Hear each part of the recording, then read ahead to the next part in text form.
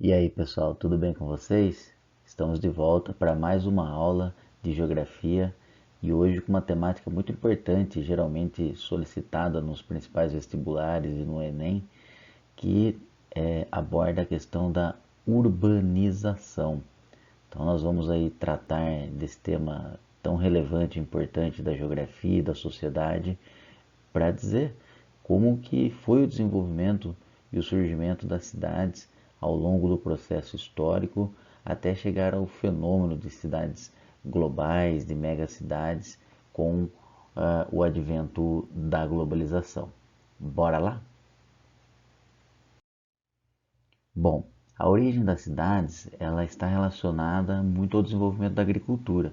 Parece contraditório, né? Porque quando a gente pensa em agricultura, logo nos remete à ideia de campo. Porém, com a domesticação das sementes, nós tivemos os primeiros agrupamentos humanos se formando, não é? E esses agrupamentos, eles foram se complexificando principalmente por dois motivos importantes: o comércio, ainda muito simples, né, nas trocas de mercadorias desses produtos agrícolas, e também das guerras, ou seja, a disputa por territórios fazia com que você tivesse agrupamentos fortificados, né, com muros, para se proteger em relação ao ataque de inimigos. Então, as cidades elas vão surgindo dessa complexificação, vai necessitando aí de uma organização maior através de poderes, né? E dois elementos também importantes, ou duas características básicas que vão tratar essa questão da cidade. A primeira está relacionada a uma divisão do trabalho, ou seja, as pessoas começam a se especializar e desenvolver as suas tarefas. Então você tinha pessoas que cuidavam especificamente da casa, outras que iam para o campo, outras que cuidavam do comércio e assim por diante. E quem definia essa divisão do trabalho era a questão da centralização política, do poder. Então, quem tinha poder, as famílias que iam crescendo, se impondo através, seja da força, seja do domínio político mesmo, passava a dominar essa relação das cidades e desenvolvia essa questão da divisão do trabalho. Bom, os primeiros relatos de organizações de cidades, nós vamos ter mais ou menos um período 3500 a.C., que a gente chama isso na pré-história de Neolítico, né? Um dos últimos períodos aí da pré-história, onde surgiram vilas neolíticas. E elas estavam localizadas geograficamente próximos aos rios, que eram ali as fontes de desenvolvimento para a agricultura, né? Então você tinha água ali, as redes de drenagem, você tinha ali todo o aparato para que a agricultura se desenvolvesse. Então você tinha a Mesopotâmia, onde hoje é a região do Oriente Médio, né? Iraque, Irã, Síria, Jordânia, parte desses países do Oriente Médio, onde tem rios importantes, né? Os dois principais rios que são considerados aí o berço da humanidade, né? Que é o rio Eufrates e o rio Tigres, que percorrem, aí, nascem lá no sul da Turquia e vão percorrendo os territórios de alguns países do Oriente Médio. Então, a origem das cidades remete-se a essa ideia do período neolítico, antes de Cristo ainda, e claro, são cidades completamente diferentes do que nós conhecemos hoje, né? A relação do urbano atual com o que foi há 3.500 anos antes de Cristo. Aqui nós temos uma reflexão apontando aquela diferença que eu disse há pouco, né? Pequenos vilarejos aqui na Mesopotâmia, 3.500 anos antes de Cristo, e uma metrópole, São Paulo, do século XXI. Né? A diferença é gritante, né? As distinções. Então nós temos uma imagem apontando o surgimento das cidades, de pequenos vilarejos, ali utilizando da água do rio, né? As relações de trabalho ainda muito incipientes, muito tradicionais, ligadas à agricultura. E por outro lado, você tem uma cidade do século XXI, São Paulo, com essa relação aí de uma selva de pedras, né? Muitas construções completamente verticalizadas, cheias de prédios, com uma vida muito intensa acontecendo nesse tipo de cidade. Bom, e a evolução das cidades elas vão ocorrendo através das suas complexificações. Lá no século 8 e 6 a.C., mais ou menos lá a 700 a.C., nós tivemos o desenvolvimento das primeiras cidades-estados na Grécia. Né? Então, na Grécia Antiga ali, nós tivemos o surgimento das polis, que significam cidades-estados. O que, que isso quer dizer? Que as polis, diferente das outras que surgiram lá no Oriente Médio, que surgiram depois proliferaram para o norte da África e até mesmo para o Oriente, na China, as cidades-estados gregas, que vão dar origem às cidades europeias e também o pontapé inicial para ser algo semelhante do que nós conhecemos hoje, as polis elas tinham perfis próprios, né? Ou seja, elas eram estados, elas eram autônomas dentro de um território que era a Grécia. A Grécia não era um estado-nação ainda, não era um país como nós conhecemos hoje.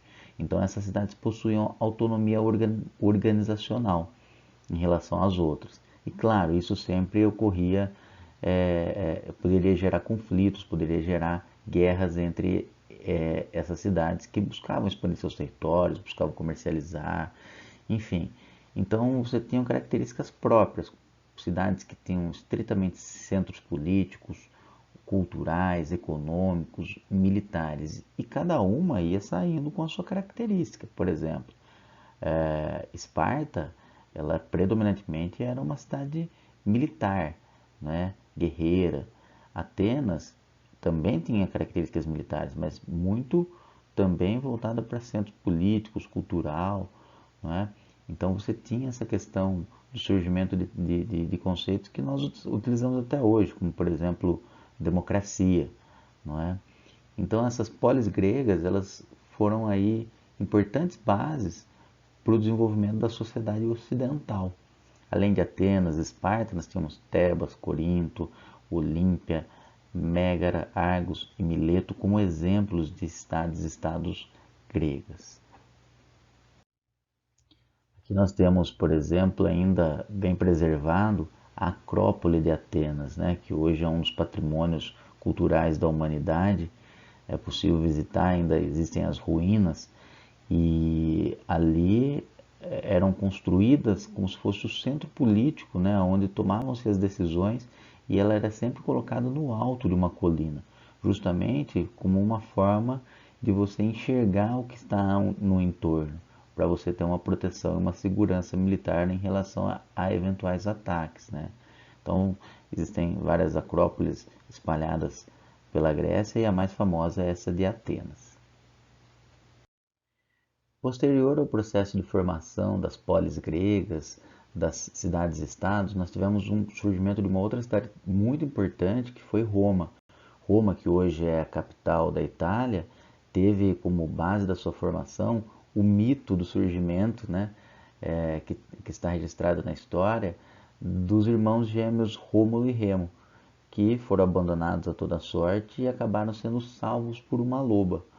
E essa loba aí deu de amamentar para eles e eles acabaram crescendo e reivindicaram aí a necessidade de criar uma cidade.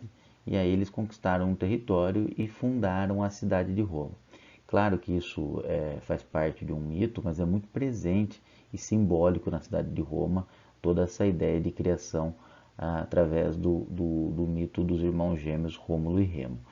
Bom, os romanos eles foram se expandindo por toda a Europa e boa parte da Ásia, também parte do norte da África, e dominaram economicamente, culturalmente, militarmente, desenvolveram aí um amplo domínio por séculos dentro desses territórios. E claro que formavam núcleos urbanos nesses lugares onde eles ocupavam.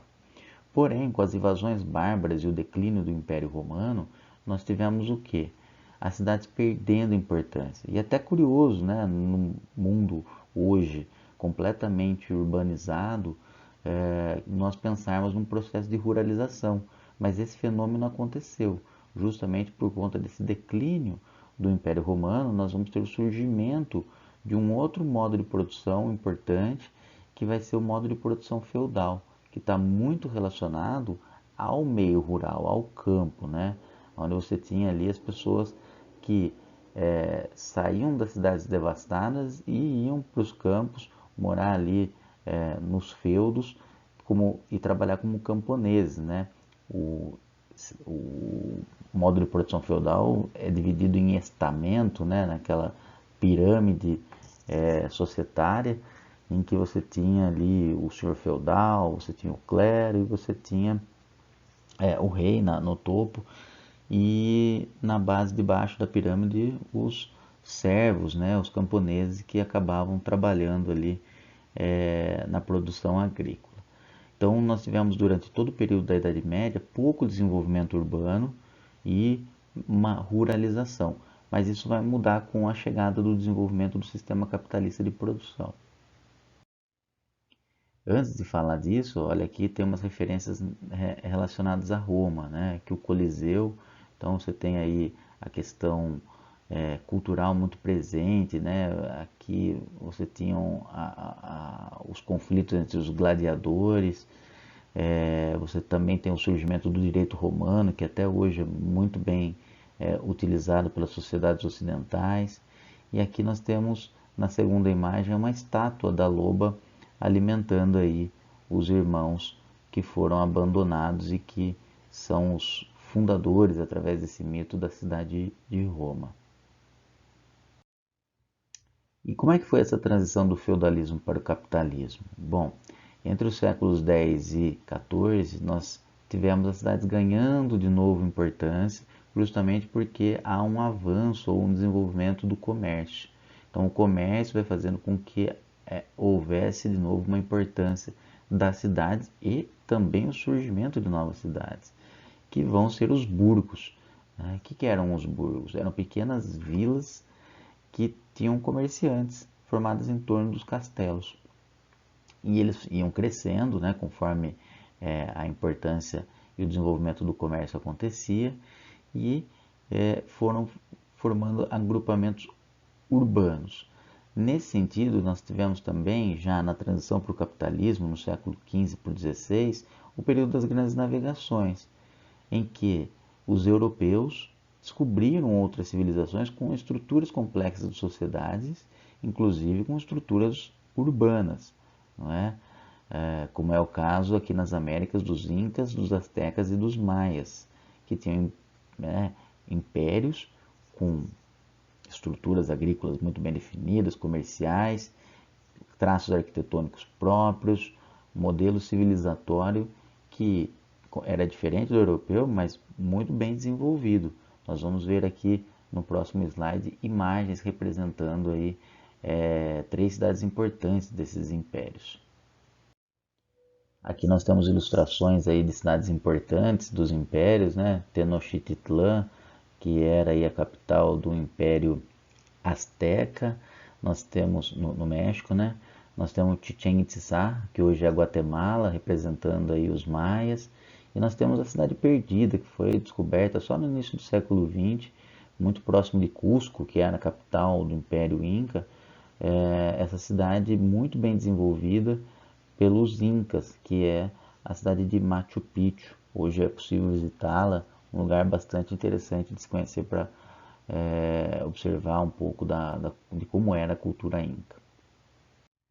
E diante de todo esse processo histórico de formação das cidades, que começa lá no Neolítico, há 3.500 anos antes de Cristo, e que vai se desenvolvendo com as polis gregas, e que depois tem aí a capital do Império Romano, Roma, como uma cidade extremamente complexa, e aí há uma retração do desenvolvimento da urbanização no mundo com a chegada do feudalismo, e as cidades voltam a ganhar importância de fato quando você tem a primeira revolução industrial eclodindo lá no século XVIII e XIX, principalmente na Inglaterra e posteriormente se espalhando para outros países como Estados Unidos, Japão.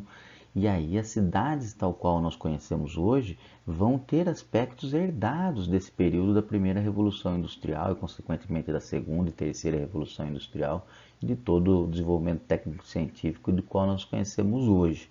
Então, essa consolidação do sistema capitalista vai fazer com que as cidades, como nós conhecemos hoje, se estabeleçam. De que forma? Há uma necessidade de uma mão de obra. Essa mão de obra estava onde? Estava nos campos. Como é que eu trago essa mão de obra do campo para próximo das indústrias, para formar cidades modernas? Eu preciso proletarizar esses camponeses. Então, cria-se a questão do salário e também legislações que vai forçar o êxodo rural, como foi a lei de cercamentos, criando propriedades privadas no campo inglês e expulsando boa parte dos camponeses para as cidades para trabalharem como mão de obra barata nas indústrias ali que estavam começando a se desenvolver em cidades como Londres, Manchester, Birmingham, na Inglaterra, e que, obviamente, com o seu desenvolvimento foram levando ou surgindo problemas urbanos, como a falta de saneamento básico. Então nós temos problemas sanitários ali, habitacionais, pessoas morando em lugares completamente insalubres, a poluição, que até hoje é presente, um dos grandes problemas urbanos, né, mas era muito mais intenso, porque era ali a chaminé jogando é, combustível fóssil, na queima de carvão mineral o tempo todo na atmosfera, e as pessoas com sérios problemas respiratórios. E esse problema não foi só no século XIX, 18 e 19, foi século XX também. Boa parte desses problemas perduraram de forma intensa até a década de 40 na Inglaterra, por exemplo. Né? Para quem tem interesse de ver como era esse cenário de cidades inglesas, nós temos uma série aí que não tem nada a ver com a questão da urbanização, mas é uma série bem interessante que conta a história de uma gangue na cidade de Birmingham, na Inglaterra. E ali mostra plenamente no início do século XX, pós Primeira Guerra Mundial, como eram as indústrias, ainda característica dessa primeira revolução industrial. É bastante interessante, então, um cenário para ver como era aquele ambiente insalubre, cheio de fumaça, né, de indústrias, de poluição, etc. e tal. No período pós-revolução industrial, nós vamos ter o que? Até o início do século XX, antes da Segunda Guerra Mundial, as cidades se desenvolvendo nos países centrais, nos países ditos desenvolvidos, industrializados, aqueles que participaram de fato da primeira revolução industrial.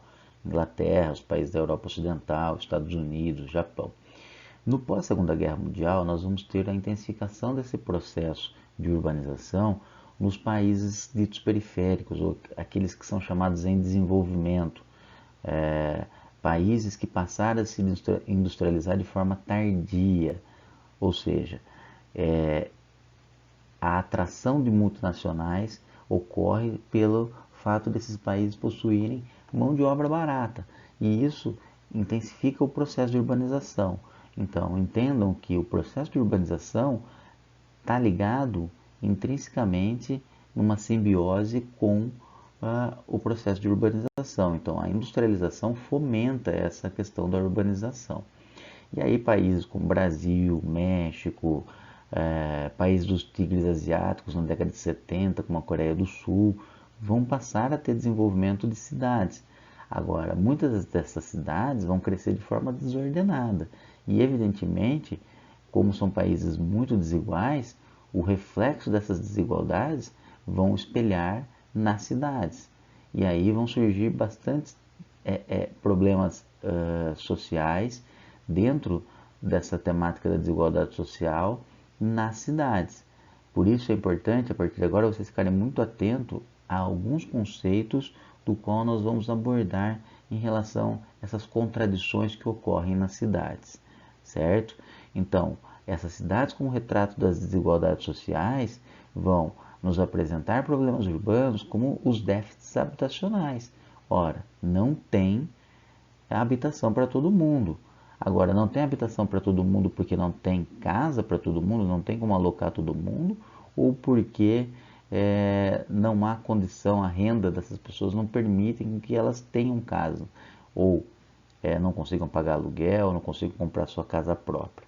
Bom, diante disso, o que estimula esse déficit habitacional, que está relacionado à falta de renda, à falta de emprego, é um fenômeno de concentração de renda que trata terra e imóveis como mercadoria, que é a questão da especulação imobiliária. Então, quem tem dinheiro vai lá, compra terrenos, compra casas, compra apartamentos e deixa especulando, deixa valorizar.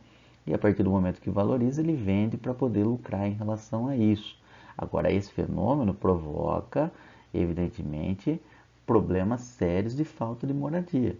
E essas faltas de moradia a gente vê constantemente no Brasil aqui, através dos moradores de ruas, pessoas que são obrigadas a ocupar áreas irregulares e formar ali favelas, ou ocupar prédios vazios, montando cortiços, que era muito comum no início do século XX, mas que existem ainda hoje, né? Prédios abandonados, casarões antigos, e aí você vai tendo ocupações de áreas irregulares.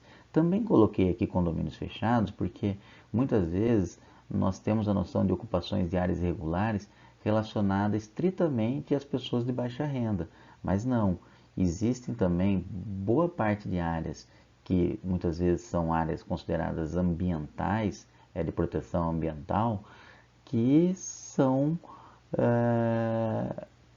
ocupadas por condomínios fechados por pessoas de alta renda. Como é que isso acontece? Bom, há um processo de corrupção, de burlar o sistema, as legislações são ali colocadas para atender os interesses dessas pessoas que têm dinheiro, são ali o Estado acaba sendo corrompido através de pessoas que trabalham em instituições, né, no judiciário, no executivo, no legislativo, e acaba muitas vezes aprovando a construção de condomínios fechados em áreas que não deveriam ter construções. Então, essa questão da ocupação irregular ela não está ligada apenas à população mais pobre. Também tem pessoas muito ricas que acabam ali fazendo empreendimentos, produzindo condomínios fechados em lugares que não deveriam. E também nós temos essa questão das cidades, além dessa especulação imobiliária, e principalmente em áreas periféricas, a ausência de serviços básicos, que sejam escolas, hospitais, áreas de lazer, seja um parque, um campo de futebol, né, um ginásio poliesportivo, enfim, as periferias muitas vezes das grandes cidades brasileiras, grandes e médias, são carentes desses tipos de serviços básicos, né? E isso acaba acarretando em outros sérios problemas.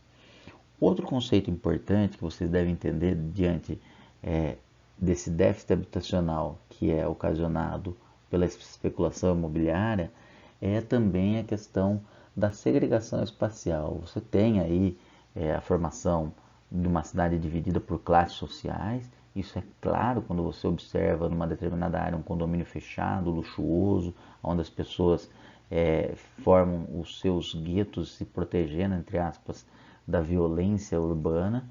E do outro lado você tem favelas, ocupações irregulares de pessoas que, por conta dessa especulação imobiliária, por conta dessa desigualdade social, não têm condições de ter uma moradia digna, não é?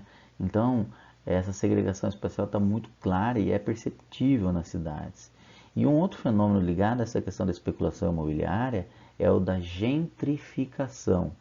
Essa palavra que vem do francês significa que o poder público, associado muitas vezes com a iniciativa privada, vai lá e recupera uma área degradada que vai ficar bonita, vai ficar legal e essa área que é recuperada ela vai atender diretamente o mercado imobiliário, ou seja, o valor dessa área vai aumentar muito e aí vai fazer com que a especulação imobiliária se desenvolva ainda mais. O problema é que muitos desses lugares que passam por esse processo de revitalização, que vai levar ao processo de gentrificação pelo fato de que muitas pessoas que ali estão nessas áreas degradadas, que vão ser restauradas, revitalizadas, são pessoas de baixa renda. e essas pessoas simplesmente elas são varridas dessas áreas, são expulsas dessas áreas para outras áreas mais marginais e acabam ali tendo que abandonar os espaços que elas ocupavam antes. Nós temos exemplo claro aí no Rio de Janeiro, na região portuária, onde você tem muitas pessoas que ocupavam essas áreas, eram pessoas de baixa renda, e aí com as Olimpíadas em 2016, as obras que foram ocorrendo ali a partir de 2014, 15, fez com que muitas pessoas de baixa renda fossem expulsas de lá, dessa área do porto, essa área portuária do Rio de Janeiro. Aqui nós temos alguns exemplos de segregação espacial, né? Então você tinha aqui essa área degradada, de repente ela foi aqui revitalizada e obviamente que o valor disso aqui vai ser muito maior agora dessa área, vai ser uma área que vai ter uma ocupação de pessoas de uma renda maior em relação às que estavam antes. E aqui na segunda ilustração nós temos uma resistência, ó, uma casa ainda de taipa, diante de um monte de construção moderna, de prédios modernos, que resistiu aí ao tempo. Então há várias histórias que mostram resistência a essa questão da especulação imobiliária. Tem um filme brasileiro muito, muito bom, que é com a Sônia Braga, chamado Aquários, se passa em Recife e conta uma história parecida como essa aí, de uma mulher solitária que mora num apartamento antigo na beira da praia, lá em Recife, e vem uma construtora e oferece ali o mundo para que ela saia do apartamento. E ela bravamente resiste a todas as propostas e vão acontecendo várias situações durante o filme que fazem com que ela tente sair à força do seu apartamento. Então vale muito a pena assistir porque é um retrato claro do que é a especulação imobiliária, o filme Aquários. Outros conceitos importantes em relação à questão da urbanização, e aí é importante vocês estarem atentos, é a ideia de rede urbana. O que isso significa? Bom, as cidades elas se conectam, e aí essa conexão são chamadas de redes urbanas. E logo eu vou falar sobre hierarquias urbanas, são cidades, as cidades mais importantes elas formam nós, porque elas abastecem as cidades médias e menores, né? E dentro do processo de globalização isso acaba sendo muito importante. Mas de modo geral, para vocês compreenderem, redes urbanas está relacionada à interligação dos seus municípios de acordo com as suas funções e os seus tamanhos, porque cada cidade tem o seu papel dentro de uma divisão territorial do trabalho, não é? Agora, antes de nós entrarmos nesse debate do que são funções e dessa hierarquia urbana, é importante nós distinguirmos conceitos fundamentais e básicos, que parecem simples, mas muitas vezes a gente acaba se equivocando, né? Qual é a diferença, por exemplo, de município e cidade? Bom, município é o todo, é toda a extensão territorial de uma determinada localidade. Vai abranger as zonas urbanas e rural de um município. Então, ele é o todo, toda a extensão territorial. Município de São Paulo pega a área urbana e rural, perfeito? Cidade, ela vai abranger apenas a zona urbana do município, ou seja, ela não considera a área rural. Agora, claro, há um processo de urbanização do município, onde você tem, muitas vezes, a cidade ocupando as áreas que anteriormente era rural. Então, é um crescimento da, é, é, da urbanização, ou seja, há uma urbanização dentro da própria cidade. Agora, quando um município atinge 100% urbanizado, ele não tem mais como se urbanizar, passar por esse processo de urbanização, ele já está 100% urbanizado. Mas, de modo geral, no Brasil a gente não tem aí, são raros os exemplos, como é o caso de São Caetano do Sul, que é 100% urbanizado, não há zona rural, não é? Mas você tem aí cidades importantes que tem ali seu centro urbano, que é a cidade, que vai se expandindo conforme a cidade vai crescendo, não é? E aonde ela vai crescer? Vai sobre as áreas rurais, né? Então, o município zona rural e zona urbana, é toda a extensão territorial, e cidade é a área onde você tem toda a área, localização urbana, zona urbana, onde está ali, por exemplo, os serviços, a prefeitura, o comércio e assim por diante. Nós temos também a questão da conurbação. O que significa o conceito de conurbar? É quando você tem o crescimento das cidades, né, urbanos, e eles se encontram. São cidades que vão crescendo para a mesma direção. Né? Então, é um crescimento urbano horizontal que vai fundindo áreas de 2 ou mais municípios, geralmente de 2, mas pode ter mais. Tá? E isso, evidentemente, ocorre por conta de um crescimento desordenado. Então, a cidade vem crescendo, a outra vem crescendo e elas se encontram. Quando você vê, você não sabe quem é quem. Isso é chamado de processo de conurbação, que é quando duas cidades se fundem. Claro que pela delimitação você consegue saber quem é quem, né? Cada prefeito sabe os limites do seu município, mas quando você está ali, muitas vezes, quando está conurbado, você atravessa a rua, então você não tem a distinção. Aí você vai saber por placas, né? Aqui é uma cidade, aqui é outra. E isso não acontece só com cidades grandes, não. Acontece com cidades pequenas, tá? Então nós temos aí exemplo São Paulo e Guarulhos. Né? Você não sabe quem é quem, a não ser pelas placas de identificação que vai dizer aqui começa São Paulo, aqui termina Guarulhos e assim por diante. Você tem cidades médias, por exemplo, Londrina, no norte do Paraná, ela é conurbada com Cambé. Então você passa de um bairro para o outro e se não tiver portal ali dizendo aqui tem início Cambé, aqui tem início Londrina, você não sabe quem que é quem, porque está conurbado. Você tem duas cidades pequenas aqui no estado de São Paulo, que é Mogi-mirim e Mogi Guaçu. São duas cidades que cresceram para a mesma direção, porém são cidades pequenas e conurbadas. É o caso, por exemplo, de Santa Bárbara do Oeste e Americana, no estado de São Paulo também. Então você tem vários exemplos de cidades conurbadas. E as funções urbanas? As funções urbanas é o que caracteriza o papel econômico social de uma determinada cidade. Né? Claro que ela vai ter vários papéis, mas geralmente ela pode se destacar em um papel. Então nós temos várias funções urbanas, eu separei algumas aqui para vocês, como a política administrativa, que é onde você vai ter a sede dos poderes. A capital do Brasil, por exemplo, Brasília, é o exemplo claro disso, onde você tem ali o poder executivo, o legislativo e o judiciário. Então é ali onde você vai ter todo o desenvolvimento do poder, das legislações, de tudo que acontece em relação ao desenvolvimento político do país. Né? E também as capitais de estados que vão estar ali, respectivamente, com os poderes que retratam as suas localidades. Então, o estado de São Paulo, por exemplo, tem aí a Assembleia Legislativa, o Palácio dos Bandeirantes, que são sedes aí de poderes. Né? O Palácio dos Bandeirantes do governador, a Assembleia Legislativa dos deputados, enfim. Então, são exemplos de cidades político-administrativas. Nós também temos a função urbana religiosa, que são cidades que vão possuir centros ou lugares considerados sagrados por religiões. Né? Então, Meca, na Arábia Saudita, é muito importante para os muçulmanos.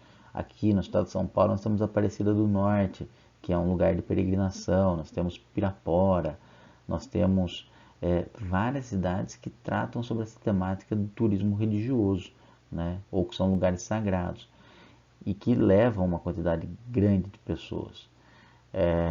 E também, já nessa mesma esteira, nós temos as cidades que são turísticas, que vão ter atrativos culturais, que podem ser religiosos ou não, naturais, históricos.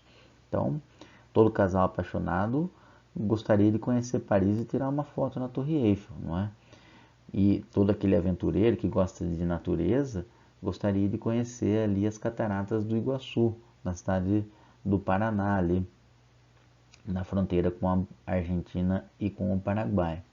Nós também temos cidades portuárias, que são cidades importantes do ponto de vista econômico, porque elas são fundamentais para a importação e exportação. Né? porque entram e saem mercadorias por ali, pode sair pessoas também, mas fundamentalmente mercadorias, né? Roterdã, na Europa, né? Na Holanda, né? O porto mais movimentado do mundo. Nós temos o Porto de Santos, que é o maior porto da América Latina. Então são cidades que são portas de entradas e saídas de produtos de um determinado país. E também nós temos, obviamente, as cidades que vão ter múltiplas funções, vão ter várias funções de acordo com o seu dinamismo econômico. Pode ser aí através do turismo, pode ser através do comércio, pode ser através da indústria, né? Pode ser aí através de vários outros tipos de atrativos, que é o caso de Tóquio, no Japão, é o caso de São Paulo, aqui no Brasil. São Paulo é uma cidade industrial, eu pulei industrial aqui, mas a cidade industrial são aquelas que concentram grande parte das indústrias, né? Manchester, na Inglaterra, São Paulo, aqui no Brasil. E São Paulo tem todas essas características, tem aí áreas industriais, tem a função de turística também, tem o MASP de museu, tem o Museu da Língua Portuguesa, enfim, tem a Feira da Liberdade, você tem uma infinidade de possibilidades de explorar a cidade de São Paulo de forma turística. Também é uma sede política administrativa, ela é formada por várias igrejas, apesar de não ser uma cidade com características religiosas, mas tem muitas igrejas que podem ali também caracterizar essa questão. Então São Paulo é uma cidade aí de múltiplas funções urbanas. Aqui nós temos exemplos das cidades citadas: política administrativa Brasília, religiosa Aparecida, turística Paris. Nós temos Foz do Iguaçu aqui com as cataratas, do ponto de vista turístico também. A cidade de Santos com o seu porto. A cidade de Manchester aqui com as suas indústrias. Então são exemplos aí de funções. Outro fenômeno importante desse processo de urbanização está relacionado à questão da metropolização. O que isso significa? É a formação de metrópoles, né? São cidades que vão exercer um poder de influência, de polarização em relação às cidades que estão ao seu entorno. São aquelas cidades que vão gravitar em torno de uma cidade importante, que exerce grande influência sobre as outras, né? Então, esse poder de influência das metrópoles em relação às cidades do seu entorno, que podem estar conurbadas, lembra lá, juntas, né, através de uma junção espacial, ou não, não necessariamente. Mas geralmente você tem uma série de cidades que estão conurbadas e outras que estão um pouco mais distantes em relação à metrópole. Nós temos o exemplo aí da região metropolitana de São Paulo, que conta aí com 39 municípios, e nem todos estão conurbados, mas são ali, sofrem influência direta da metrópole, ou seja, trabalhadores que saem das cidades da região metropolitana e vão trabalhar na metrópole, é um exemplo claro dessa influência, né? Agora, as metrópoles, elas também passam por um grau de classificação, de acordo com a sua influência, né?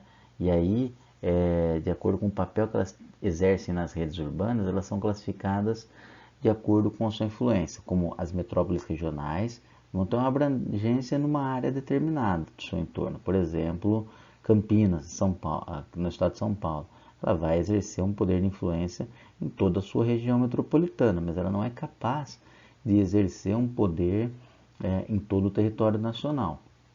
Já uma metrópole nacional vai exercer influência em todo o território nacional, que é o caso do Rio de Janeiro. Você imagina que, por exemplo, boa parte das grandes mídias são cariocas, apesar de hoje também ter uma boa parte em São Paulo, mas a Rede Globo, a principal rede de televisão do Brasil, é carioca. Então, isso fez com que boa parte das novelas, os telejornais, as notícias sejam trazidas do Rio de Janeiro, que foi a capital e que exerceu por um bom tempo boa parte aí dessa questão de influência no Brasil todo, né? Então, por exemplo, boa parte do norte e nordeste do Brasil, na questão futebolística, os times dos quais as pessoas torcem são do Rio de Janeiro. Por quê? Porque a rádio transmitia os jogos do Rio de Janeiro para lá. Então, das equipes do Rio de Janeiro para lá. Então, tem muito vascaíno, botafoguense, flamenguista. Isso exerce o poder de influência, um exemplo, né, de poder de influência nacional. Agora, você tem a metrópole global, que é aquela que tem a capacidade de ultrapassar os seus limites territoriais e atuar em outros países, que é o caso de São Paulo, que exerce uma influência grande em toda a América do Sul e boa parte da América Latina, por ser uma das principais cidades, né? Então, é considerada uma metrópole global. Claro que isso está relacionado ao fenômeno da globalização, que está interligado, né? Então, esses grandes centros urbanos, eles acabam sendo lugares de tomadas de decisões, onde você tem sedes ou escritórios de multinacionais, onde você tem bolsas de valores. Nós vamos falar um pouquinho melhor daqui a pouco quando a gente falar sobre as cidades globais. E dentro dessas hierarquias urbanas, nós temos o esquema clássico, que antecede a globalização, onde você tem aí toda uma dependência direta, a metrópole nacional sendo a cidade mais importante, depois a metrópole regional, o centro regional, a cidade local e a vila. O que mudou com a globalização, com o advento da internet? Bom, a metrópole nacional ela continua sendo a principal cidade de influência em relação às outras. Porém, hoje você tem uma cidade local com a possibilidade de conexão direta com a metrópole nacional. Eu posso comprar um produto via e-commerce, né, e ele ser enviado da metrópole nacional direto para a cidade local. Não preciso ir passar pelo centro regional, pela metrópole regional, para chegar na metrópole nacional para conseguir comprar o produto. Hoje, esse caminho já é mais curto, né? Antigamente não, eu tinha que fazer todo esse processo vertical. Agora não, você tem uma conexão. Quem ainda está um pouco alheio a todo esse processo são as vilas, né? Que são pequenos vilarejos que têm aí dificuldades de desenvolvimento de comércio, de conexões de serviços especializados, hospitais, etc. e tal. E aí tem que vir para a cidade local. Mas mesmo assim, hoje você tem aí uma boa conectividade direta com a metrópole nacional nesse processo do esquema da globalização. E ainda nessa questão das hierarquias urbanas, você tem outros conceitos importantes para vocês distinguirem e compreenderem dentro desse fenômeno da urbanização, que é a questão da formação de megalópolis, que são duas metrópoles que vão crescendo na mesma direção também, não necessariamente estejam conurbadas, porque existem muitas cidades no meio delas, não é? E elas têm essa integração geográfica e econômica muito forte, acabam agregando todas as cidades que estão ao seu entorno. Então, vários exemplos pelo mundo. Nos Estados Unidos tem São Francisco, San Diego, Boston e Washington. No Japão nós temos Tóquio, Osaka. Aqui no Brasil nós temos a formação ainda dessa megalópole, São Paulo e Rio de Janeiro. Nós temos ainda muitos vazios urbanos, demográficos entre essas duas cidades, mas você tem aí uma conexão muito presente entre essas duas cidades, seja aérea com a ponte Rio-São Paulo, ou mesmo terrestre com a Via Dutra, a rodovia Dutra. Você passa por uma região muito desenvolvida do estado de São Paulo, que é o Vale do Paraíba. Então são duas cidades, duas metrópoles que possivelmente venham a se formar aí megalópolis no futuro. Nós temos também o conceito de megacidades. Megacidades está relacionado estritamente ao tamanho populacional, ou seja, cidades que possuam mais de 10 milhões de habitantes já são, por natureza, consideradas megacidades.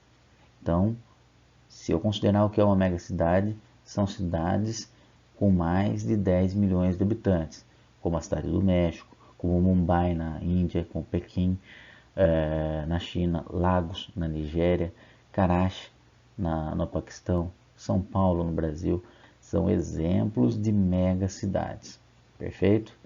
E também nós temos o conceito de metacidades, esse com cidades com mais de 30 milhões de habitantes, que é o caso de Tóquio no Japão, é a única que chega nesse conceito de metacidades. Então, megacidades ainda é o mais usual, porque é onde você encaixa uma boa parte de cidades aí que tem mais de 10 milhões de habitantes. E por fim, nós temos as cidades globais, que são aquelas que, lembra que eu falei de pontos e nós de uma rede, da rede urbana, são elas as mais importantes, porque é ali que estão os poderes de decisão, é ali onde está desenvolvendo todas as ideias que vão se espalhar pelo mundo. Então, elas são as principais cidades desse fenômeno da globalização. Por quê? Porque elas centralizam todas as decisões burocráticas, as sedes das principais empresas, as instituições internacionais públicas e privadas, bolsas de valores, aeroportos internacionais.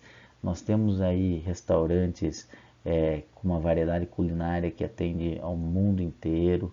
Nós temos serviços especializados, prédios com pontos, enfim, toda uma condição, rede de hotéis, toda uma condição para receber eventos internacionais. Por exemplo, desde Copa do Mundo a Olimpíada, desde eventos de Fórmula 1, enfim, tudo que está ligado ao cenário internacional. Essas são cidades globais, perfeito? Agora, as cidades globais, elas não necessariamente são megacidades, não necessariamente passam de 10 milhões de habitantes, perfeito? Então, uma megacidade pode ser uma cidade global, e uma cidade global não necessariamente ser uma megacidade. E elas podem ser as duas coisas juntas, que é o caso, por exemplo, de São Paulo. São Paulo tem aí cerca de mais de 10 milhões de habitantes, né? Contando com a Grande São Paulo, vai dar 22 milhões de habitantes. E também ela tem o poder de exercer uma força de cidade global. Perfeito? Então essa é a distinção. Aqui nós temos alguns exemplos de megacidades, como é o exemplo aqui na primeira ilustração de Mumbai, na Índia, gigantesco, mais de 10 milhões de habitantes, e Lagos, na Nigéria.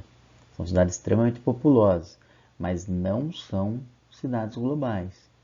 Ou seja, uma cidade global pode ser uma megacidade, mas uma megacidade não necessariamente ser uma cidade global. E como é que é essa classificação das cidades globais? Bom, atualmente nós temos 129 cidades globais, e essas cidades também são hierarquizadas e classificadas de acordo com o seu grau de desenvolvimento em infraestrutura. Lembra lá? Rede hoteleira, aeroportos, bolsa de valores, enfim, toda essa relação de conexão global. E aí elas são classificadas em alfa, beta e gama, né? São letras aí do alfabeto grego que vão dar o grau de influência que essas cidades exercem pelo mundo, né? As cidades que mais exercem influência pelo mundo são Londres e Nova York, que está aqui em alfa mais mais.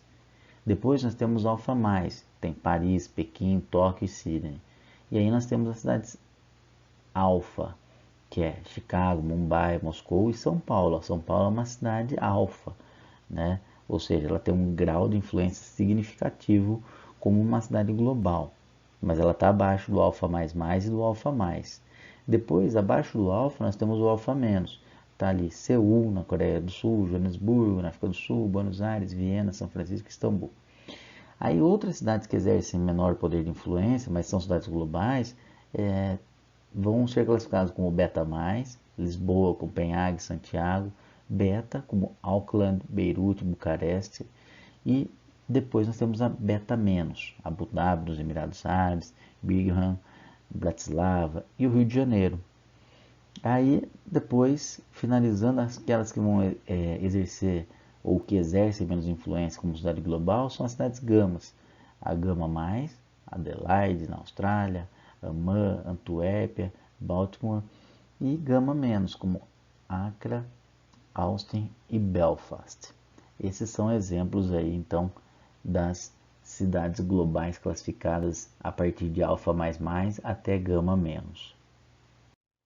E para finalizar a nossa aula, nós temos as ilustrações aí das duas principais cidades globais, né, alfa++, que é Nova York e Londres, né? Percebam aí toda a luminosidade de Nova York, todo aí o processo de construção, de ocupação de Londres, que são cidades extremamente importantes e que exercem uma influência global.